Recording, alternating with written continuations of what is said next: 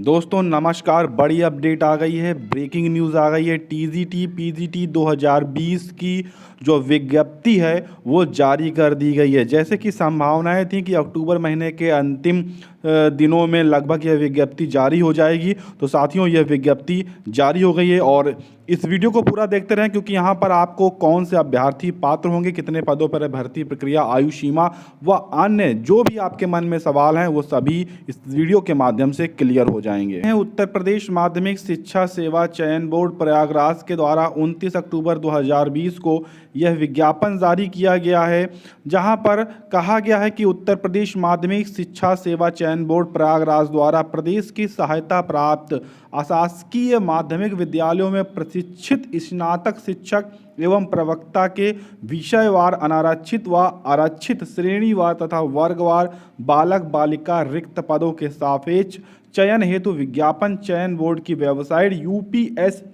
upsessb.org पर दिनांक 29/10/2020 को जारी कर दिया गया है। साथ में यहाँ पर बताया गया है ऑनलाइन आवेदन के अतिरिक्त अन्य किसी माध्यम से कोई भी आवेदन यहाँ पर स्वीकार नहीं किए जाएंगे।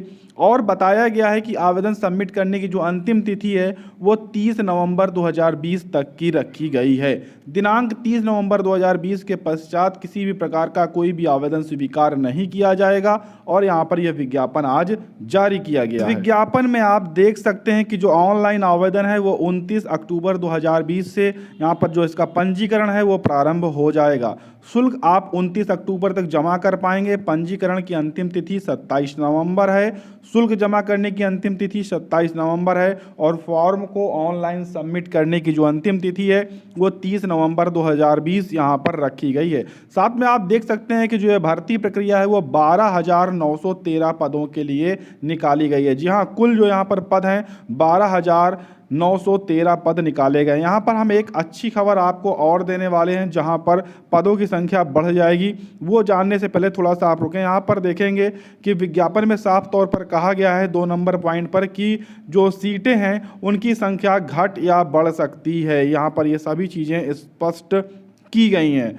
और इस परीक्षा में यानी इस भर्ती में जो भी चयन होगा वो केवल स्नातक शिक्षक पद के लिए लिखित परीक्षा के आधार पर ये चयन यहाँ पर किया जाएगा। यानी कि जो प्रशिक्षित स्नातक शिक्षक पद है पर जो चयन है वो मात्र लिखित परीक्षा के आधार पर किया जाएगा। ये इसमें बदलाव एक नया कर दिया गया है। तो ये अच्छी खबर है अभ्यर्थियों के लिए कि लिखित परीक्षा के माध्यम से यहाँ पर आप आवेदन करेंगे। दूसरी अपडेट 7 नंबर पे है कि ईडब्ल्यूएस के जो अभ्यर्थी होंगे उनको यहाँ पर 10% का 36 आरक्षण भी दिया जाएगा। सबसे बड़ी अपडेट 8 नंबर पॉइंट पे है, जो सिविल अपील संख्या है उस सिविल अपील संख्या के तहत जो 8,000 से ज़्यादा यहाँ पर पद हैं उनको इसमें जोड़ा जा सकता है। जी हाँ, अगर उन पदों को यहाँ पर जोड़ दिया जाएगा तो यहाँ पर अच्छा मौका मिलेगा बहुत सारे अभ्यर्थियों को। लेकिन याद रखिएगा उन जोड़े हुए पदों में जो भी अभ्यर्थी से संबंधित होंगे उन्हें यहाँ पर वेटेज भी दिया जाएगा। ऐसा यहाँ पर साफ तौर पर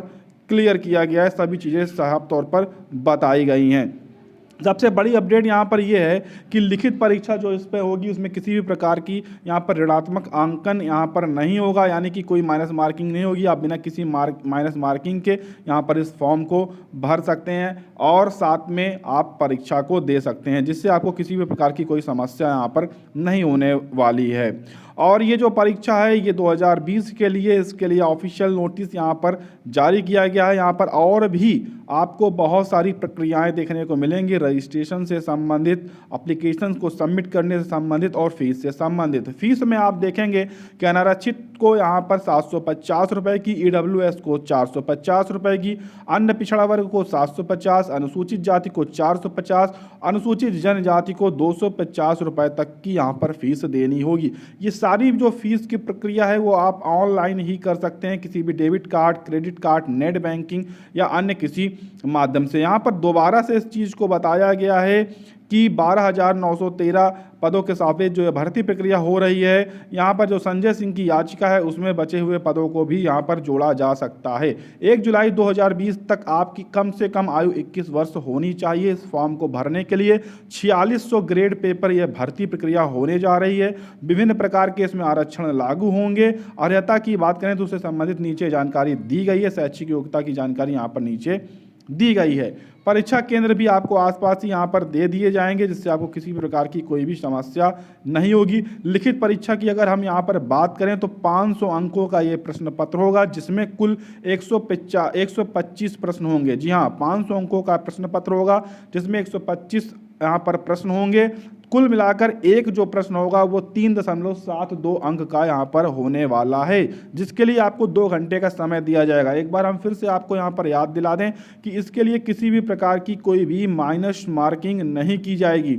ये जो लिखित परीक्षा है, इन्हीं अंकों के आधार पर मेरिट तैयार की जाएगी और उसी मेरिट के आधार पर अभ्यर्थियों का यहाँ पर चयन किया जाएगा। इन सभी पदों के सापेक्ष जो टॉप के अभ्यर्थी होंगे उन्हें यहाँ पर चयनित किया जाएगा। परीक्षा आपकी कब होगी, कैसे होगी, इसके लिए आपको समय रहते ही सूचित किया जाएगा। कुछ अन्य महत्वपूर्ण निर्देश रहेंगे जिन्हें आपको पढ़ना बहुत ही आवश्यक रहेगा। आप एक बार से जरूर यहाँ पर रीड कर लीजिएगा। कुछ संबंधित फॉर्म भी इस नोटिफिकेशन में लगाए गए हैं, जिससे आपको ज़रूरत पड़ सकती है फॉर्म को भरते समय, तो वो यहाँ पर आप प्रमाण पत्र यहाँ से डाउनलोड कर पाएंगे।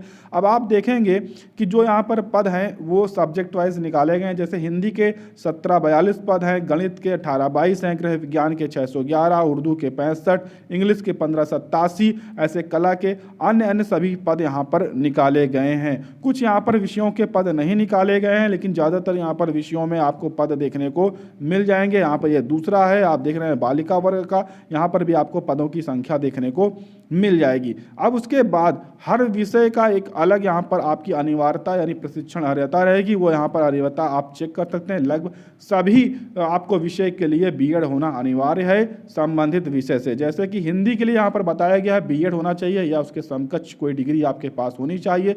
गणित के लिए भी सेम चीज़ बताई गई है। ऐसे गृह विज्ञान, उर्दू, अंग्रेजी, संस्कृत, वाणिज्य, कृषि सभी के लिए यहाँ पर अलग अलग तरीके की क्वालिफिकेशन रखी गई है, वो आप यहाँ से चेक कर सकते हैं। तो जो भी अभ्यर्थी संबंधित योग्यता रखते हैं और आवेदन करना चाहते हैं तो वो आवेदन कर सकते हैं। अन्य किसी भी प्रकार की जानकारी के लिए आप कमेंट बॉक्स में कमेंट करिएगा, आपको रिप्लाई किया जाएगा।